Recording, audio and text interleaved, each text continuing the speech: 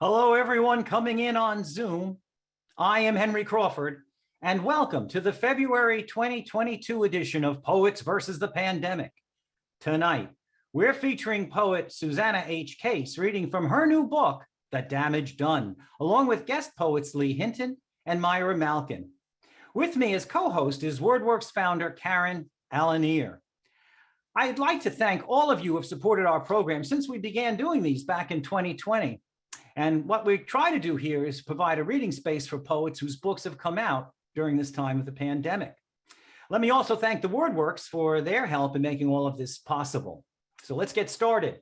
First, and most importantly, we want you to purchase the poets' books. So I'll, from time to time, be putting a link into the chat that will take you to the places where you can purchase the books of each of our poets tonight. We also have a donation button on that page, so don't feel shy about donating to our program. We at the WordWorks and Cafe Muse will thank you wholeheartedly. And I'm also going to be putting into the chat a link where you can follow all of our WordWorks online readings, sign up on our registration form, and you'll be on our mailing list to get Zoom links for all of our readings. Now, if you want to ask a question of our poets, feel free to drop a question into the chat, and we'll try to get to as many of them as we have time for. A couple more things. Please join us on Monday, March 7, 2022, when Cafe Muse Online will present Sally Rosen-Kindred and A. Van Jordan. And we'll be back here again on March 16, 2022, with Poets versus the Pandemic, featuring Indran Amir Thaniagam, reading from his new book, 10,000 Steps Against the Tyrant. Well, let me introduce Susana H. Case, and we are in for a treat tonight. Susana is the author of 8 books of poetry, including Dead Shark on the N Train, which won the Pinnacle Book Award for Best Poetry Book, and was featured here on PVP back in August of 2020. You can see the tape if you go to our YouTube channel. She is also the author of 5 chapbooks, and her first collection, The Scottish Cafe, in 2002, was re-released in a dual-language English-Polish version. Her poems have also been translated into Italian, Spanish, Portuguese, and along with Margot Taft-Stever, Susana has co-edited the anthology, I Want to Be Loved by You, Poems on Marilyn Monroe, which will be coming to you at Cafe Muse in December of 2022. So be on the lookout for that. Well, I'm not sure how many poetry collections can rightfully be called page turners, but The Damage Done is exactly that. It has elements of a police procedural, a mystery. There's a cornucopia of pop culture references and a New York story, all done in stylish, poetic forms. It's dense, it's rich, and I'm not going to say more about it because you'll want to hear it from the poet. So let's bring up Susana H. Case to the Poet versus the Pandemic Zoom stage to show us The Damage Done. Susana, have at it. Thank you, Henry, for hosting, and Karen for hosting. And thank you, Larry Moore, publisher of both me and Myra, Broadstone Books, who is also here in the audience. And I see a few friends here, Marjorie, Kathy. So thank you for coming as well. So I think that Henry gave you a kind of an overview of this book of poetry. It has a number of novelistic elements. It's a little different from books I've done in the past, in that there are recurrent characters in the book and there is a narrative arc.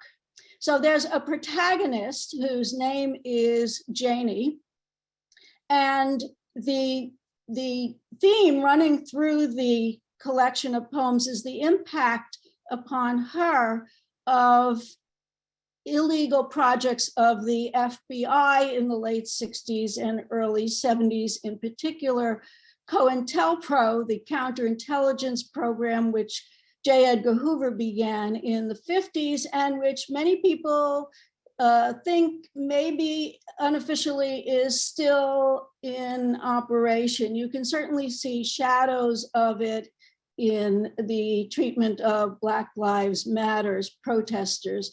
The COINTEL operations targeted progressive groups, only, and attempted to destroy the reputations of various political organizations and movements that were against the war, pro-civil rights, feminist groups, Black Panther Party, etc. So let me get to the poems. Although it is one, in a sense, one long poem, it is in 43 parts, and they are both numbered and titled. So this is Woman Speaking Distinctly. If you're flame licked, chain nicked, does it mean you like playing with fire? All kinds of things spin out of control. Pyres end in burned torsos. If you think it's enough to be the country's sweetheart, you might be surprised when you're suddenly not. In that turnaround, you could make book on being watched and make your plan. The only way to avoid the stake on which you die, the way to rise above the blaze. Now, the protagonist, Janie, is dead at the beginning of the book, and so her story gets told generally in flashback, but this is the poem in which she is found, and it's called Woman Recumbent in Car. A car sits in violation of parking rules, the only car on the street. In it, blonde hair peeks out from a blanket on the seat. It's early in the morning. A tow truck operator new on the job. He's back from vacation, wonders if he should have remained on the beach, the blanket reminding him of scratchy sand, pina coladas, his newly minted wife. Every day, people come back from vacation to tragedies. Picture him sitting in his truck, waiting for the police as he plays cuts from Blonde on Blonde. Every day, people listen to these songs.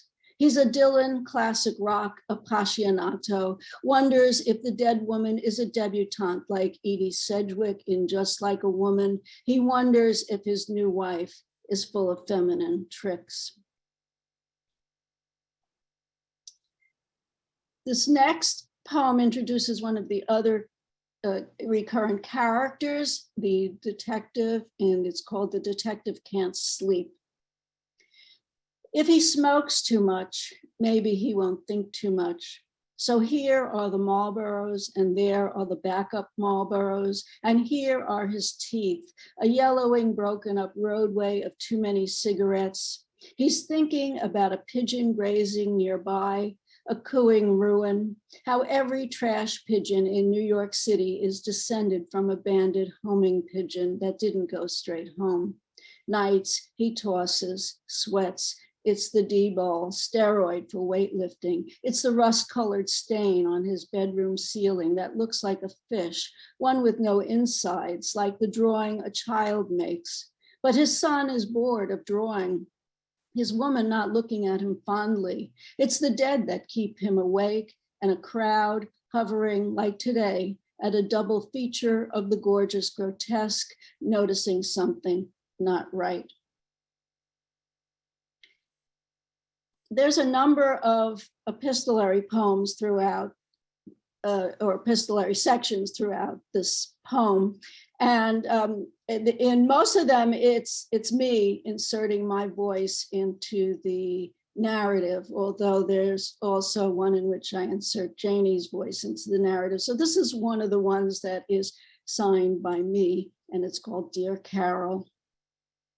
On TV, when I see a marcher decked in helmet, body armor, carrying a gun, demonstrating in support of the worst president ever, a cop shaking his hand as if greeting a member of the club, I think of you in skinny capris, your light brown hair teased into a crown, so queen-like and so damn young. Do you ever think about the doo-wop we listened to that summer in the Catskills on my tinny transistor? Back in the city after vacation, it took 3 subway trains to visit you in Brownsville, the graffiti-covered halls of the walk-up where you lived. I was a free-range teen, savvy about the subway, less so about social class, and I was the one who always made the trip to Brooklyn. Remember when you announced your engagement? He was a cop, your voice rising at the end in excitement as you offered your hand to show off your ring. We were barely adults. By then, it seemed the police were rioting everywhere. Oh, I said, forgetting my manners. Silence, and the chasm already there opened up that last time we spoke.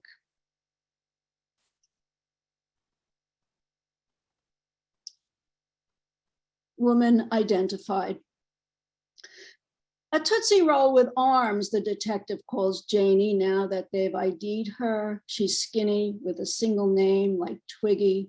A Vogue spread and being dead warrant consideration by the tabloids, a close-up of her face that's not a death mask, a point of view that tisks. Here's a sorry chick who couldn't hack the good life. She's pretty, angles like knife blades, torso straight like a boy's. In the largest image, Janie looks untroubled and is running in a bold patterned dress past a bridge, debris in soft focus piled off by the side. The detective laughs about it later with his buddies, a strange photo to sell clothes you can't even clearly see, surrounded by rubble, painted on eyelashes, as if she's a child's doll. She looks as if she could blow away. Part of her did. I think I might have said that a lot of Janie's story is told in flashback, and this is one of the flashback parts, and it's called Flashback Bedroom. Blame the walls and doors. They entice the husband to punch them. 5 stitches on his right wrist just last summer. Inanimate objects only, he says he is a man of peace. His familiar rage, it doesn't cease with 3 days in a row of humid heat and 90 degrees. And how come Janie wasn't in her room in Taos after the shoot? Like an asymptote, she's gotten so close to perfection, can taste how close, like she tastes the black coffee, water, sugarless gum, all she's had for days, so tired of being shown off like an expensive watch. Her precision surgery on her food, he critiques her microscopic cutting. And how did her ass blow up overnight? The mirror is relentless. The water, she drinks too much of it, needs to do more calisthenics. The weight on the scales unchanging. The food she pretends to eat. Sometimes she has to put a small bit in her mouth, exercise the gain away or purge, but anything is better than throwing up again. The rules for when he can look at her, only when dressed or when the lights are out, darkness and cover. Her ribs, where downy pale white fur has begun to grow, though she is freezing all the time. The room of ecru walls, the color picked from over 30 variations of beige. For weeks, samples were shuffled and placed on their bed while she tried to decide. His only comment that nothing was getting laid on their bed lately except the paint swatches. Blame the husband. He likes them young. He likes them thin and young.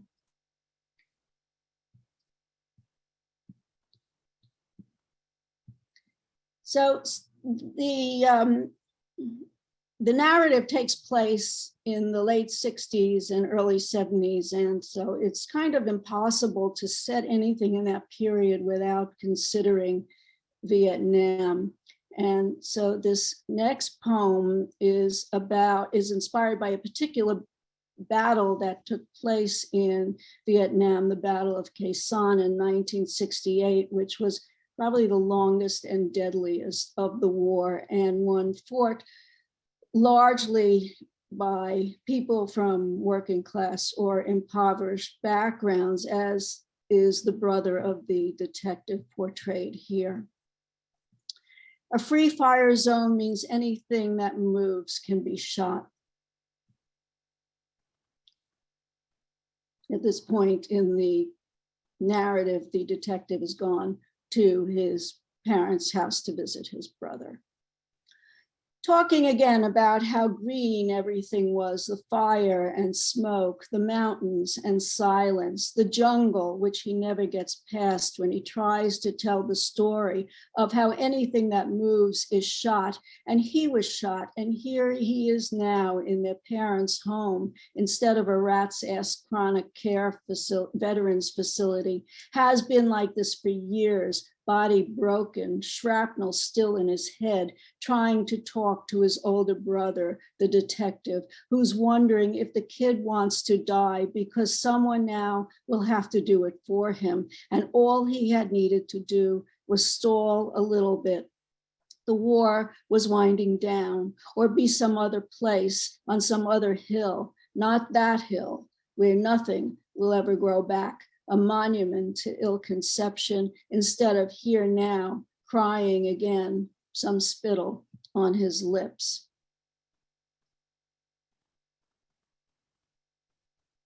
This is another flashback on Janie. It's called Flashback Origin Story.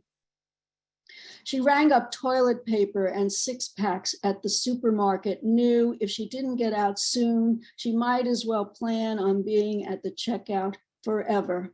Her gang of girls borrowed an old Kodak, dressed her up, miniskirt, fishnet pantyhose, waistcoat, tie. They lined her eyes, dark and thick, made her believe she could be in magazines. The Janie who left for New York City at 16 cobbled together bus fare with money she'd saved from her minimum wage, dribbles from these high school friends, and an aunt who was drinking the middle of her life away in a log cabin up in the West Virginia hills, a cabin made of trees felled, stripped, pegged by hand.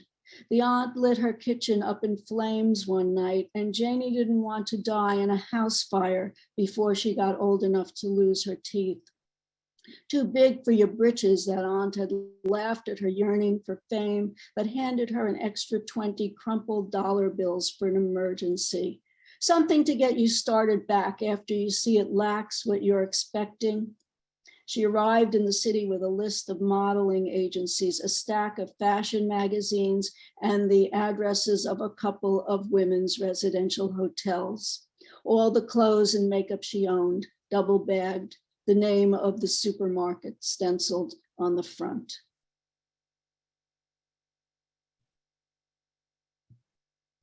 Here's another epistolary one in my voice. Dear detective, hunched up against background dampness, smoking, you watch the sky, think about the tomatoes that haven't been planted for years, old canning jars bunched on a basement shelf next to a table saw, now gathering dust.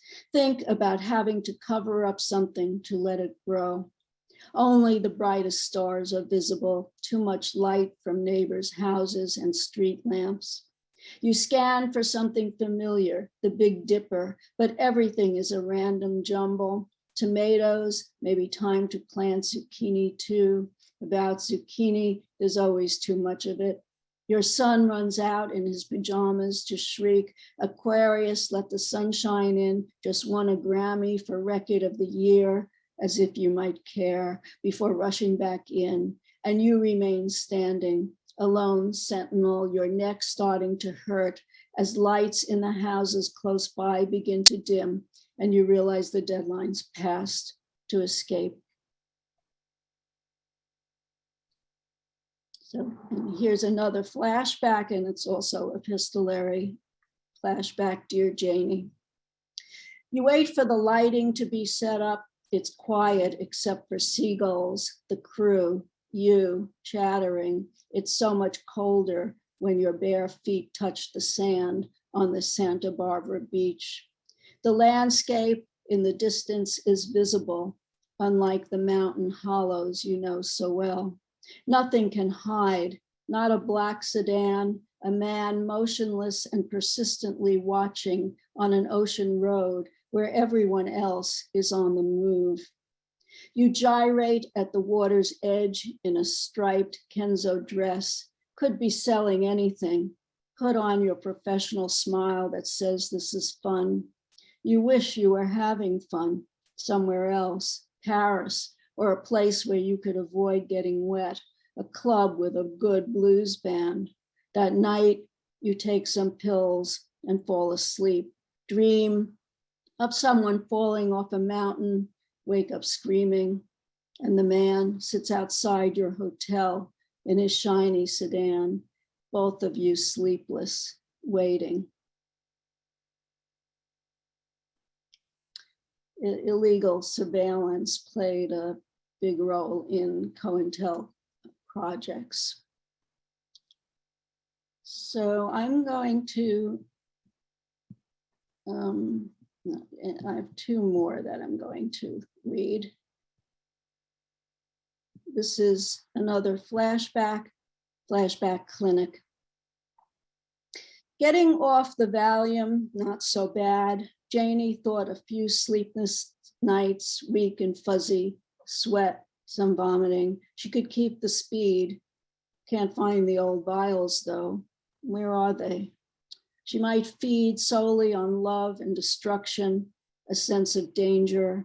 Her pulse feels erratic, as if there's no truth in the beating of her heart. At the clinic appointment her husband forces her to keep, he points out that her dress is the color of bruises.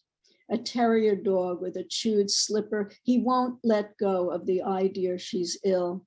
She makes a run for it, pushes open the heavy grayish green doors, quickens her pace past the still life paintings, dozens of vases of flowers. She pants, can't take in enough air, can't stand doctors poking through her business like deranged plumbers. Her husband is right behind, eyes crinkled in fake concern. She knows he would tie her to a cliff face just to try to appease his gods. And I'll end with Dear Disorder. Order unravels ugly like a cheap nylon rope. At first, the feds thought the snitch would be assassinated with the others after spiking the Kool-Aid and aiding that lethal raid. Then they decide to try to keep their investment intact, create a patsy, focus on bad jacketing, discredit the dead woman's lover. All that was needed, a little cooperation with the change in plans. The feds expected the local cops to fall in line, didn't anticipate any detective would resist. Dear Disorder, do you remember when the rumor spread Stokely Carmichael was CIA with a fake document left in a car, a little whisper here and there? That was a piece of cake. The feds wanted to stop the social justice cash flow, and now that Janie's died, they feel at least her money stream has dried. Thank you.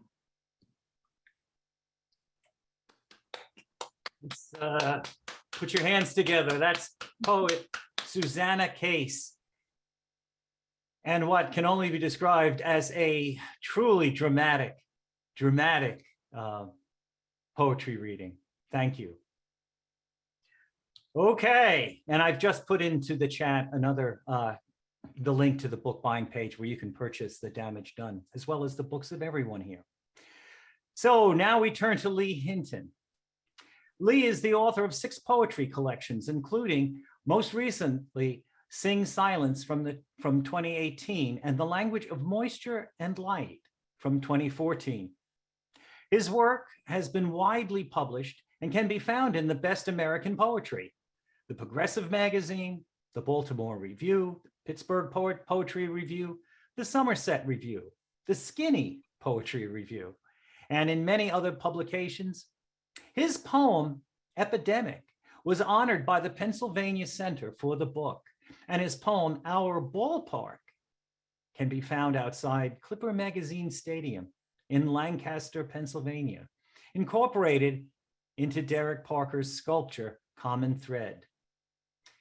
Lee Hinton is a poet, lecturer, and a pillar of our poetry community. So I am deeply honored to call Lee Hinton to the Poets versus the Pandemic stage. Lee, unmute yourself and... Thank you, Henry. It's It's amazing to be here. It's been a long, it seems like 6, 7 years. Uh, June 5th, if I remember, June 2015. It's been a very, very long time since that time. I'd like to thank you, of course, and Karen for inviting me, and everyone at WordWorks, and of course the audience. You could be doing something else instead of listening to us, but you are wise and intelligent human beings, so that's why you're here. I'd like to start off with a few poems from Sing Silence, and then I'll segue into some more current things. The first poem is called Interview with Cotton, and many of the poems in the collection deal with cotton. So you'll see that in, I believe, each of the 3 poems I'm reading. This is Interview with Cotton, Part 1, Dreams. There's an epigraph. As early as 503 BC, the Chinese knew of cotton. However, they used silk and were interested in cotton as cloth until much later. At first, they grew it as a decorative garden flower. You asked about the early days, the disappointments and desires. Sometimes I dream of being a beautiful bouquet delivered into the arms of a young wife, where I'd imagine having my petals scattered across silk sheets, waiting for a true love to come home, a surprise, an anniversary, a prelude to romance. I never wanted to be picked for profit, damned like tobacco. I never wanted my white bowls to be turned into green money, to be the reason for blood in the fields, the men whipped for being slow, the women beaten for crying out, brown bodies without their own names, Black children who just wanted to play. I didn't ask for any of it. I should have been the flower in Lady Day's hair, the blanket on Martin's casket, the floral array at Beyonce's wedding, but no one gave me that chance. I wanted to be like Rose, but they ignored my bloom and waited for the fluff, the cash crop, the motive for someone's greed. Maybe I should apologize, but this legacy isn't my choice. When the sun goes down, I still dream of bouquets. In my dreams, I am beautiful. In my dreams, I am still innocent.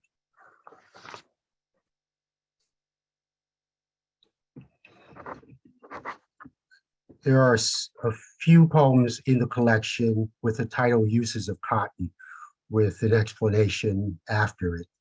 This is called Uses of Cotton, Eraser, and it's dedicated to my father. When my brother tells the story, he forgets to mention the sock, black and worn. Mom darned it in 3 places. Dad used it as an eraser. I never leave out the part about his teaching us numbers, when to add, how to subtract. He set up a blackboard in the backyard and wrote problems on it, even invited the neighborhood kids. We earned a piece of penny candy for each one we got right. 4- and 5-year-old Black boys standing at the blackboard doing math and hoping never to need the eraser, hoping to taste a Tootsie Roll. Back then, I didn't know the whole story, how Mom and Dad sat at the Formica table in our yellow kitchen as he counted his jobs and the money from each one, while Mom mended the holes in our socks. We slept upstairs and never worried or counted sheep, knowing they'd always fix the holes, at least until we learned to do the math ourselves.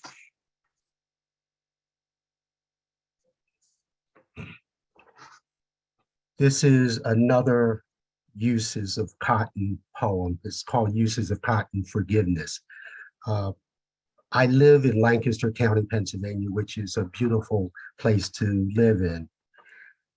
And I'm not originally from here, and I have actually no reason to live here. I've never worked here. I have no family here, but I moved here to get closer to another job. And then 6 months later, I got a job back from where I originally moved. But in that previous 6 months, I just fell in love with Lancaster County. So I decided I'd stay and just commute. But like every other place seemingly in America, there is beauty, but there's also very much ugliness. And in the early 2000s, Lancaster became part of the unending story of gun violence and mass shootings. Now, in 2015, in Charleston, South Carolina, a shooting that most people know all too well, we had another mass shooting. The two shootings, in my mind, were somewhat connected because of the forgiveness of the people who remained. I put those ideas and thoughts together and wrote this poem, Uses of Cotton, Forgiveness. There are two epigraphs. First epigraph, I don't think there's anybody here that wants to do anything but forgive. Jack Myra, Lancaster County, Pennsylvania. Second epigraph, I forgive you. Nadine Collier, Charleston, South Carolina. I've been thinking about our trip to Charleston, the wicker basket woven and flawed, brown weave, tan counterpoint. Maybe we should have bought it despite the red stain. I know you haven't forgotten the many ways to feel the textures of pain and remembrance, love and forgiveness. You mentioned the cotton gullah quilt we did take home. Each panel a star, each star a different color. The blue star pointing north, the exact shade of a free sky, and the Amish quilt that colored our bed. We cried on that quilt for 5 Amish angels flying gray in the sky over West Nickel Mines. Cried for the 13-year-old Marion who said, shoot me first. For 6-year-old Rosanna, who's still silent today. Cried for the forgiving hearts tucked inside your family's chest. How do hearts remain that pure in a country called America, in a once safe place for Amish, or in a town called Charleston? How does a man named Wanza, stand in front of bullets, let them rip his black flesh just to give Aunt Susie a chance to add a few more seconds to her 87-year life, and Miss Polly a chance to pray? A church floor bleeds in Charleston. In Lancaster, a school is torn down. While half a country loads bullets into chambers, a child lies on her parents' quilt and dreams of somehow hanging stars back in the sky.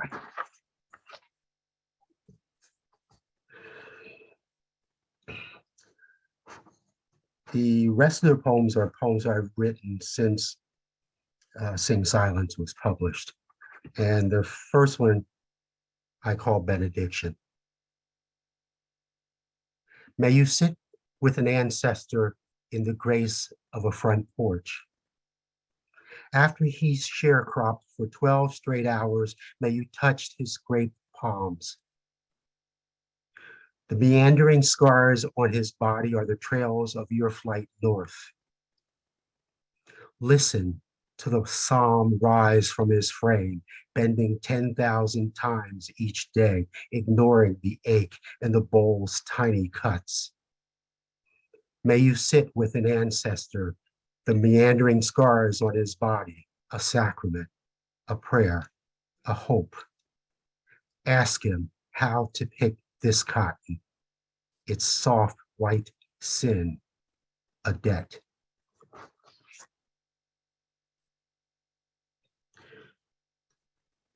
And I wrote this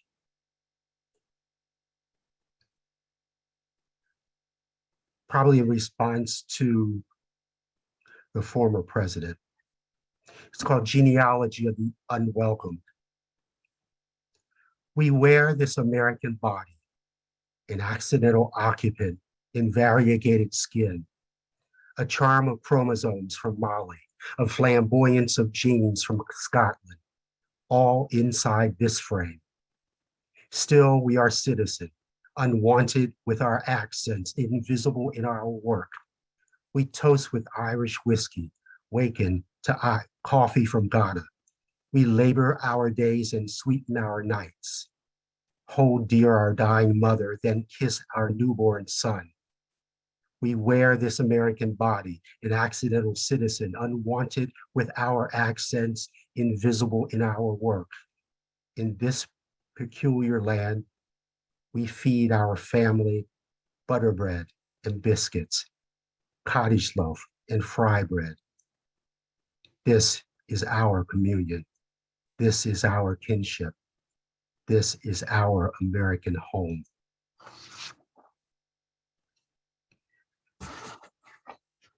And these last poems are dealing with COVID in different ways. First one is called Until We're Not. I kneel at the side of my granddaughter's bed, then fold my hands to the indifferent God of life.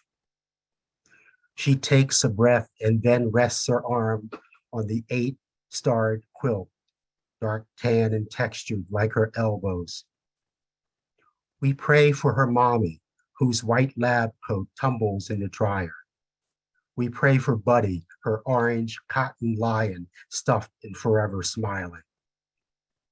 She asks, can we pray for the mail lady in the mask who brought Buddy to the front door? Because we're all in this together. What about Miss Jan next door and her dog Minnie? And Mrs. Dot across the street? And my best friend Desmond? After we do, I tuck her under the quilt and kiss her forehead. I forgot Mr. George and Mr. Floyd, she whispers. I'll pray for them too.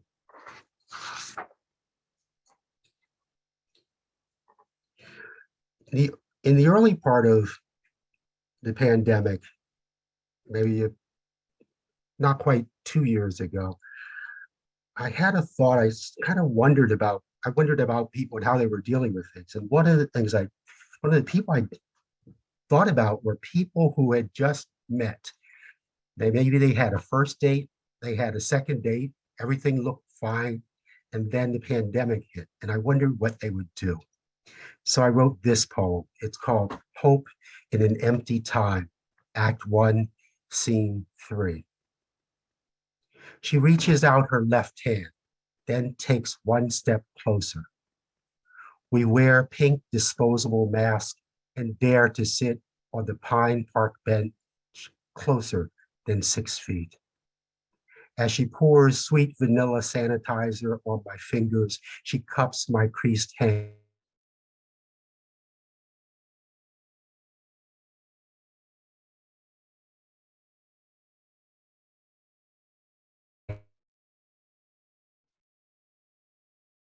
From the vanilla, hesitate, then wonder, what should we risk next? And this poem didn't exist 2 months ago and came about because someone invited me to read poems. So the title of this poem is called Poets versus the Pandemic.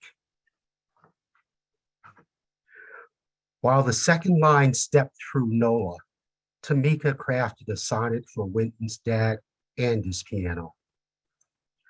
Round the time Ruth finished her last Geigen, Wallace Roney's trumpet was muted, mid-note. Bucky strummed his last chord, then Evie polished her most perfect poem.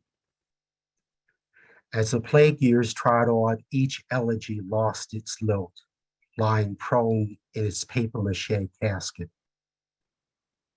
By the time my mother died, hospitalized and holding no one, even the lone haiku was hushed to a whisper.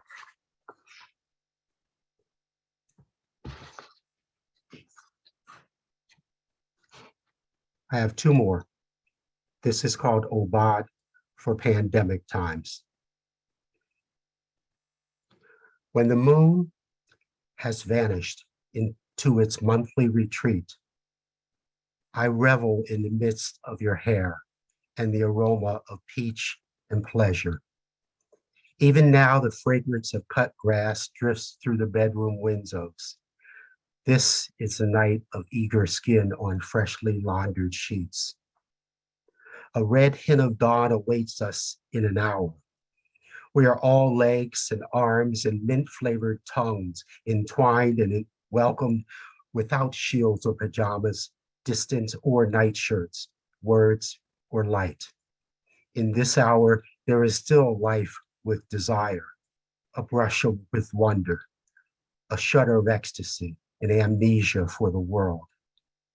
Soon the coffee will start itself, send out its own mint scent to nudge us from our harbor. We will adjust our armor, don our mask, carry our ache through this day, and once more, again, we will try not to die. And I will leave you with this. I thank you again for being here. It's nice to be in the same place at the same time, reading poetry and listening to others read poetry. I didn't realize how much I missed this. This is called A Poet's Mother Dies from COVID, and it's for my mother. No one inherits eloquent words, nor leases the brilliance of a perfect sonnet transcribed onto parchment in blue ink. I speak no language that elevates each syllable so that every word will be remembered alongside the dead. It is a myth that poets possess inexhaustible grace and passion or feel more deeply than other human bodies. There is no hidden box, dovetailed, jointed, stained, and polished that holds the perfect magic of metaphor and meter.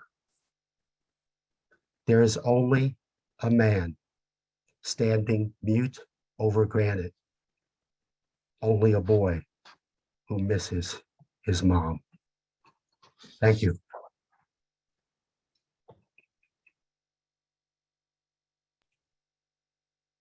Lee Hinton, a poet's poet. Thank you. Whoa, so now we go in another direction. Myra Malkin. Myra is the author of the collection No Lifeguard on Duty. And in her 2016 poet, Wallace Wallace won the 12th Mudfish Poetry Prize. She's probably the only poet I know who has studied acting at the Royal Academy of Dramatic Art in London. She was a founding member of the Off-Broadway New Repertory Company, and she has a fascinating background. So let's bring out Myra Malkin to read from her new book, Sunset Grand Couturier. Myra, the Zoom stage now is yours. Thank you very much, Henry and Karen. And it's just a great honor to be reading here with Susana and with Lee. And I thank all the people who are here. I should say that I wasn't much of an actress, even if I went to the Royal Academy of Dramatic Art. Anyway, my first poem is about drumming, which is something I really know nothing about. But I've always been fascinated by the way that timpani players put their heads down along the tops of their drums. So this poem mentions pataflaflas and flams, which I understand are basic drumming terms. Drummer tuning.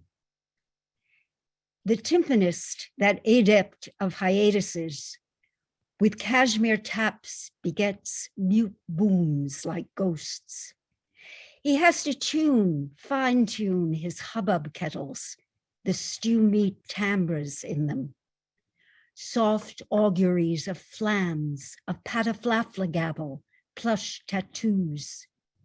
He lays his cheek against the taut-drawn skin, as though the endless rests, while violins and trumpets perorate, have magicked him to sleep.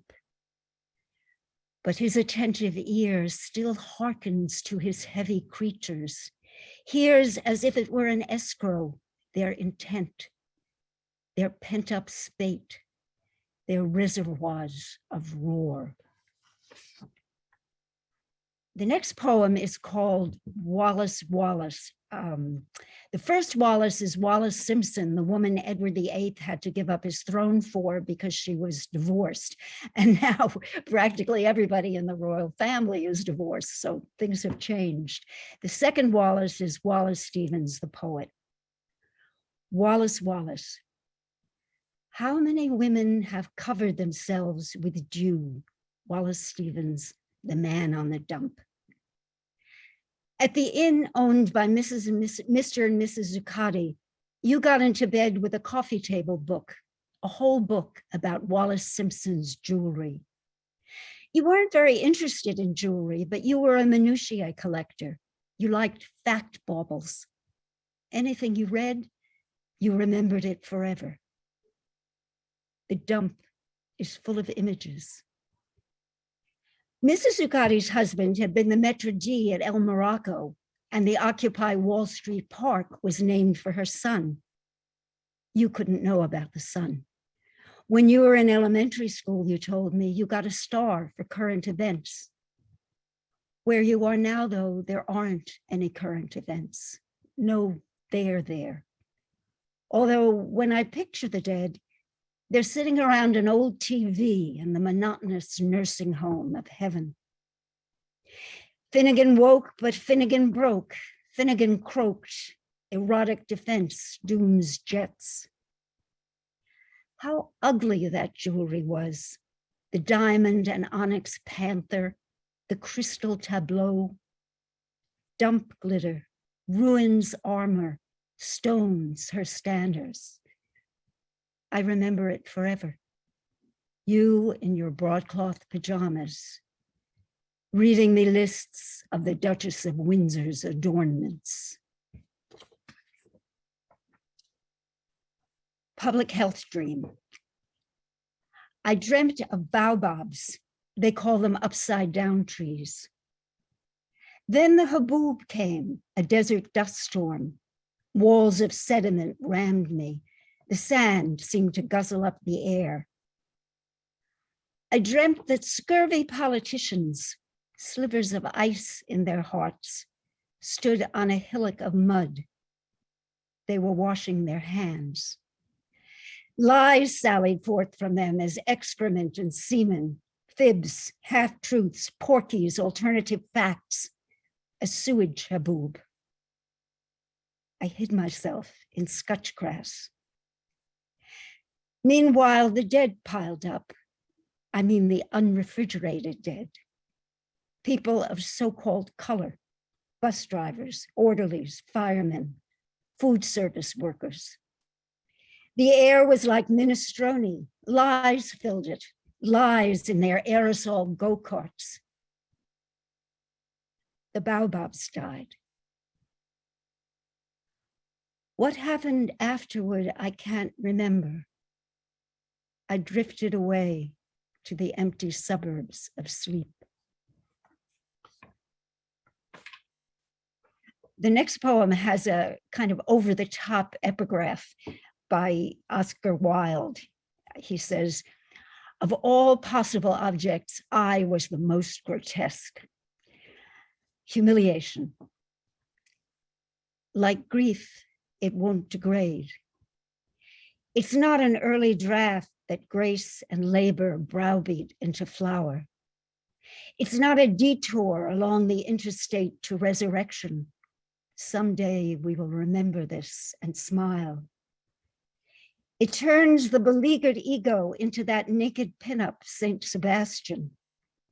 It's cat's piss in the rugs of rented rooms, an etched tattoo, the pinpricked script that all the perfumes of Arabia are helpless to redact. In the old coal hole of the self's sub-basement, the memory of it squats. The next poem mentions two American photographers, Sarah Charlesworth and also Aaron Siskind. Sarah Charlesworth's Falling Bodies. Each photo shows a body, a single body falling from a building. Cropped newspaper photos, rephotographed, enlarged, 6.5 feet tall.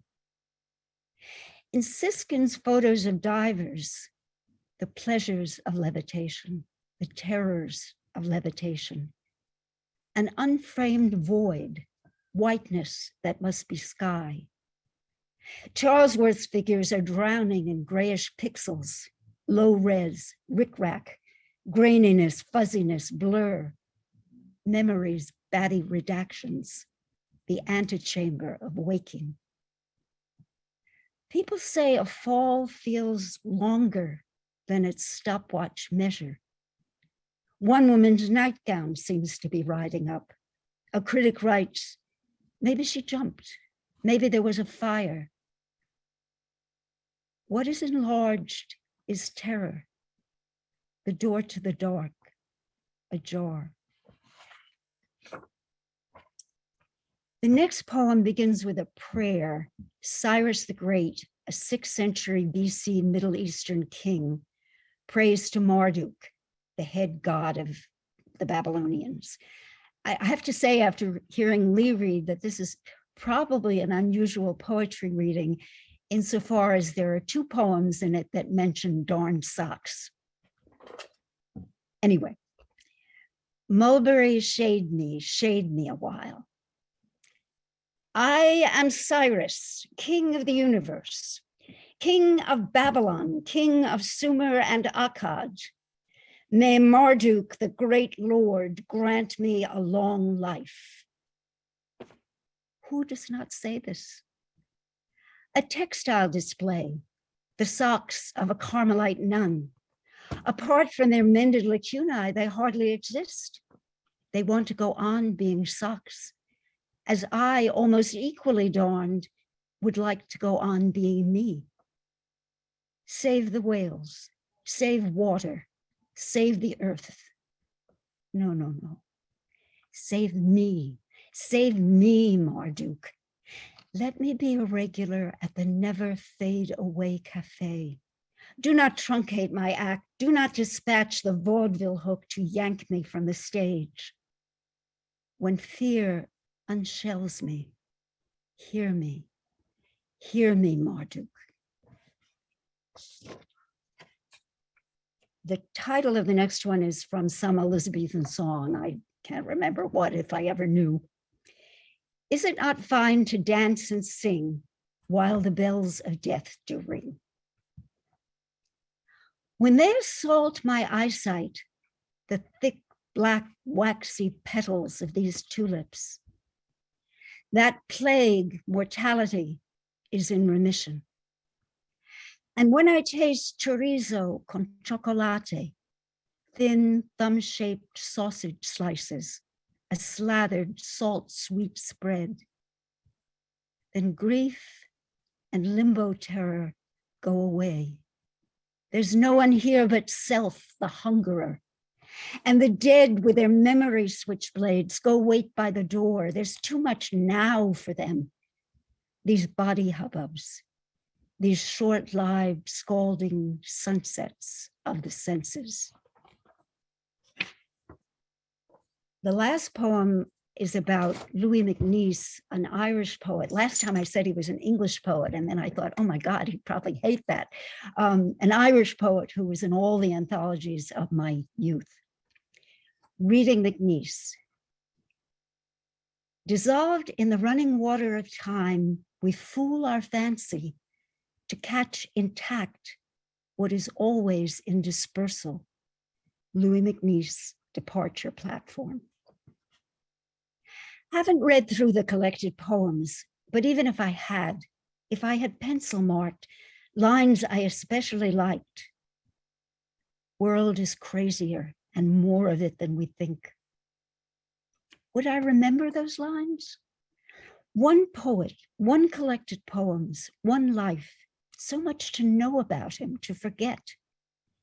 When his mother died, he was 5. He started writing poetry at 7. The party he spent by a mantelpiece, elegant, silent. His host said, Is it true you were brought up in Belfast at Carrickfergus? Yes. Ah, that confirms a legend I have heard. A long time ago, seals invaded that coast and interbred with the folk there. Even when I copy whole poems into my current notebook, some of them slide from my head like keys from an unzipped purse. I go on doing it though. Those hospitable notebooks, those cabinets of curiosities. It's like somebody taking selfies. Buckingham Palace and me, Louis McNeice and me. Why this compulsion to cull, to salvage sea glass fragments? As if I'm stuffing loot into a too small sack and running from a wreck. Though it's I who am going to sink, and all too soon. As I am drowning, I'll wave as well as I can. My darlings clutch to my chest. Thank you very much. Let's give a nice Zoom applause. 3 poets. What a night in February. What a night in the middle of the winter of 2022. Okay. I hope everybody enjoyed this evening's readers as much as I did. And we will extend your enjoyment by, we hope you will extend your enjoyment by purchasing the books that they have made and letting others know about this series. And I will put that link right back into the chat. Please come out on Monday, March 7, 2022, when Cafe Muse Online will present Sally Rosen-Kindred and A. Van Jordan. And we'll be back here again on March 16, 2022 with Poets versus the Pandemic featuring Indran Amir Thaniagam reading from his new book, 10,000 Steps Against the Tyrant. And until that time, have a good night and stay safe. Thank you for coming.